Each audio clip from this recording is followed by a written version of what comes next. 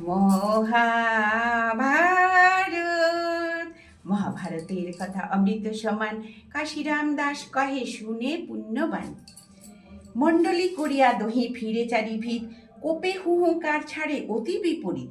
তবে ঘটোৎকচ বীর মহামার কইল, অলায়ুধ সর্বহস্তে গদা প্রহারিল। দারুণ প্রহারে হস্ত খণ্ড খণ্ড হইল, মর্ম ব্যথা পেয়ে বীর ভূমিতে পড়িল। লাভ দিয়া ধরে ঘটোৎকচ মহাবল, এক চড়ে ভাঙে তার দীর্ঘ ভক্ষস্থল। দারুণ রাক্ষস যদি পড়ে ভূমিতলে, দেখিয়া হইল ভয় কৌরবের দলে। অলায়ুধ পড়ে যদি দেখি যোদ্ধাগণ, ভয়ে কোন বীর আর নহে আগুয়ান।